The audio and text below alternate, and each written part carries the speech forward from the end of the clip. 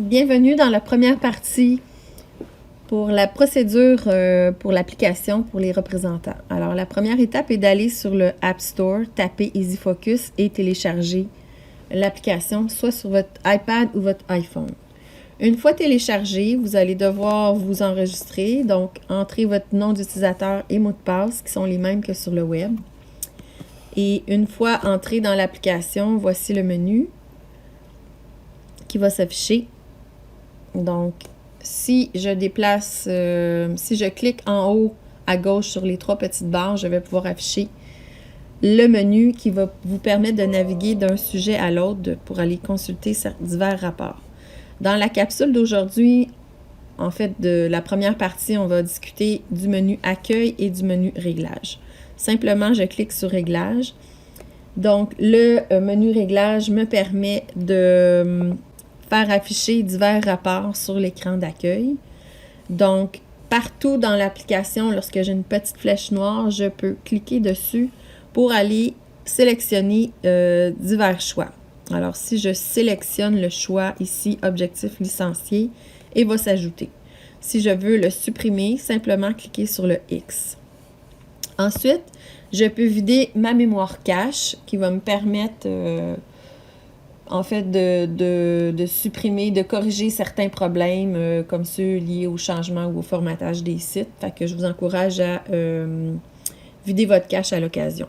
Ensuite, j'ai l'option de faire afficher tous les contacts de l'agence ou tout simplement faire afficher mes contacts à moi. Donc, soit activer ou désactiver. Ensuite, j'ai l'option de masquer les onglets en mode paysage. Je l'active, je le désactive. Ensuite, l'information au niveau de la version de l'application, nous sommes rendus à 1.7.0. Lorsqu'on fait une mise à jour, c'est update transparent pour vous. Là, vous n'avez rien à faire. Et la dernière fonctionnalité est la déconnexion. Je reviens en haut à gauche pour mon menu. Je sélectionne Accueil. Donc, sur l'accueil, j'ai deux fonctionnalités que vous connaissez très bien, dont la recherche client et la recherche produit. J'ai aussi, je peux consulter mes alertes. Alors, c'est sous forme de bande graphique. Donc, ce matin, voici pour mon territoire toutes les alertes avec le nombre d'alertes pour chacun des magasins. Donc, si je prends le premier, SAQ.com, au 2399, j'ai 60 alertes. Alors, si je clique sur la bande jaune, je vais accéder à mon magasin et je vais pouvoir consulter quelles sont les alertes. À même le sujet alerte, je peux aussi, en cliquant sur la flèche noire, aller sélectionner un type d'alerte, isoler un type d'alerte, exemple, uniquement mes produits SA. Je peux aussi sélectionner un produit en particulier pour voir quelles sont les succursales problématiques pour ce produit.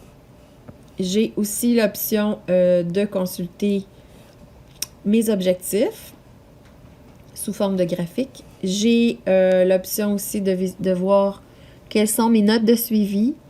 Alors, ici, j'ai une note de suivi pour le 27 décembre. Lorsque l'activité, le suivi va être effectué, je pourrai tout simplement activer le bouton « Terminer » et il va se supprimer de l'écran d'accueil pour dire que c'est fait.